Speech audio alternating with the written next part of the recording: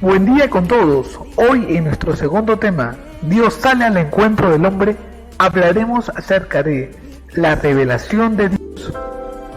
¿Por qué Dios se revela? El hombre es un ser con los poderes de la razón y de la voluntad.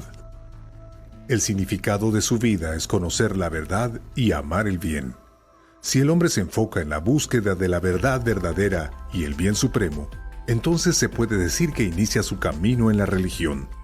Ahora, ya que Dios es infinitamente más grande que nuestro intelecto, nuestra propia búsqueda de Dios puede parecer bastante patética, y tendría que quedarse en bastante patético si Dios no descendiera y viniera a nuestro encuentro, si Dios no se revelara. La creencia de que Dios se revela es la base de la fe judía y la fe cristiana.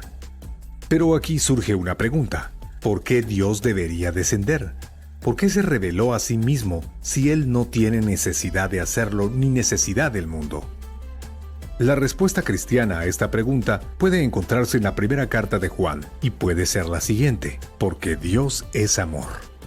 Además de que esta respuesta es hermosa, es sobre todo muy útil para entender la revelación. Para esto debemos considerar el amor humano con el que estamos más familiarizados. Cuando experimentamos algo hermoso, maravilloso, tenemos el deseo de compartirlo con aquellos que amamos. Por ejemplo, si contemplamos una vista panorámica de las montañas y un atardecer con una bandada de gansos cruzando el cielo en perfecta formación, deseamos que nuestros seres queridos estén allí con nosotros para compartir el momento. El amor desea el bien del otro. El amor quiere que el otro comparta la propia felicidad. Así que si Dios es amor, podemos entender el significado de creación y revelación. Dios no necesita del mundo. Él no depende de él. Pero Dios desea crear, por la sencilla razón de que la creación puede compartir su bondad. Bono diffusivum sui es como Santo Tomás de Aquino lo expresó: el bien es difusivo de sí mismo. El bien se comunica. De este modo Dios creó el mundo y se reveló a él, porque Él es amor.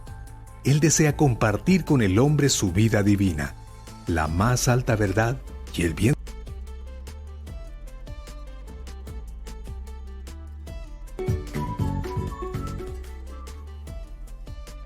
Existen dos tipos de revelaciones: revelación natural y revelación sobrenatural. Vamos a conocerlas.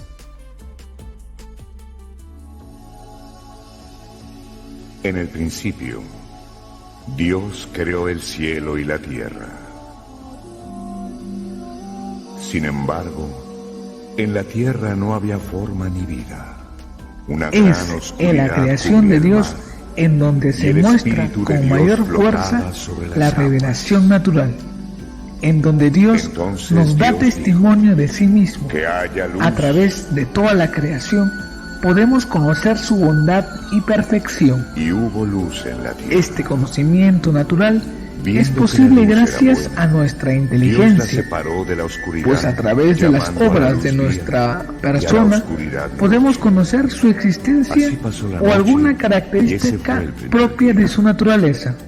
El cielo, la tierra y nuestro organismo perfectamente diseñado Dios dijo también nos habla de un ser superior e que se inteligente, haga un firmamento que nos ha en medio creado, de las aguas para a quien separarlas llamamos en dos Dios. partes.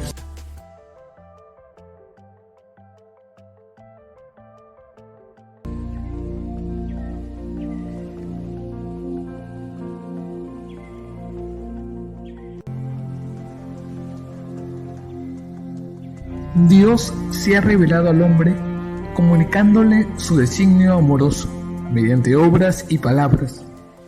La revelación sobrenatural es la manifestación que Dios ha hecho libremente en la historia para expresar el misterio de su intimidad y voluntad de salvar a todos los hombres. Dios quería transmitir su gran mensaje a los hombres, pero no estábamos preparados para recibirlo en su totalidad. Entonces, Dios decidió revelarse poco a poco, en etapas, para que pudiéramos entenderlo. La primera etapa de la revelación se dio con Noé. en donde Dios manifestó su amor por todos los hombres sin distinción de razas o nación. Luego se reveló a Abraham y le prometió que sería el padre de una gran nación. Él no comprendió el mensaje en su totalidad, pero respondió con confianza y siguió fielmente las indicaciones de Dios. Después se manifestó a Moisés, estableció con él una alianza en el monte Sinaí, le entregó su ley y Dios se reveló como único Dios verdadero. Posteriormente, eligió a los profetas para transmitir su mensaje a los hombres y prepararlos. Por último, Dios envió a su único Hijo, Jesús, para que nos pueda hablar.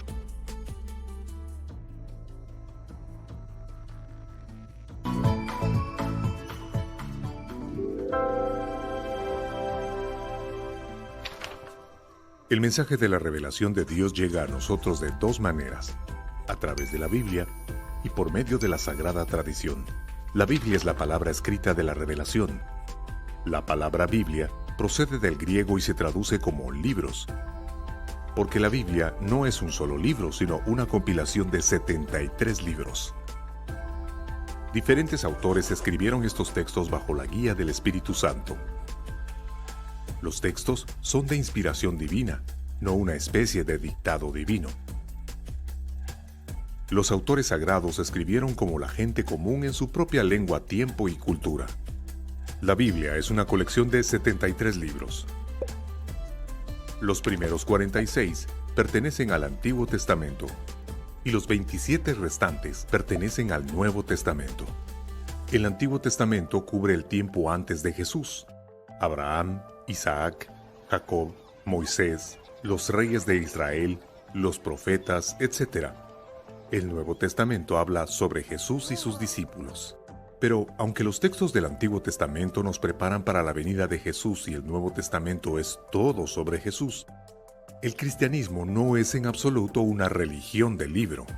Jesús no escribió un libro, mejor dicho, Él reunió a discípulos a su alrededor y fundó una comunidad viviente de personas. Fue a través de esta comunidad, y no por ningún libro, que su mensaje alcanzó y alcanza los confines de la tierra. Por razones prácticas, los apóstoles escribieron el mensaje.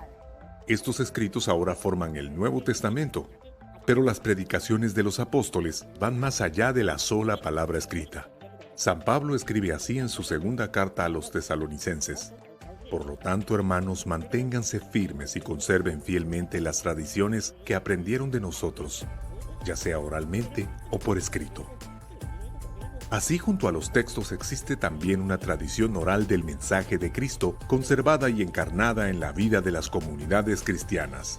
A esto se le llama sagrada tradición. No todo lo dicho y hecho en la iglesia es parte de esta tradición sagrada. No se incluyen allí procesiones, estatuas de nacimientos o huevos de Pascua. La tradición se refiere solo a lo que pertenece al depósito de la fe. Un ejemplo son las fórmulas teológicas sobre nuestra fe en la Trinidad, la doctrina del purgatorio o dogmas marianos. Todas estas enseñanzas son parte del legado de los apóstoles a la Iglesia. En el transcurso del tiempo, algunas enseñanzas han podido recibir una más detallada formulación teológica, pero en su núcleo se trata de lo que la Iglesia ha recibido de los apóstoles. Esta es la sagrada tradición. Resumiendo, la revelación divina nos llega a través de dos canales: la Sagrada Escritura y la Sagrada Tradición. Biblia y tradición están estrechamente vinculadas entre sí, y ambas son interpretadas por el magisterio de la Iglesia y entregadas a todos los fieles. En la revelación sobrenatural encontramos por lo menos tres maneras en que Dios se manifiesta al hombre. La teofanía son las apariciones de Dios mismo a los hombres. La comunicación directa: Dios se comunica con las personas directamente con voz audible, ocasionalmente por visiones y por medio del Espíritu Santo. Y los milagros confirmaron su palabra y poder con respecto a las grandes verdades que nos había revelado.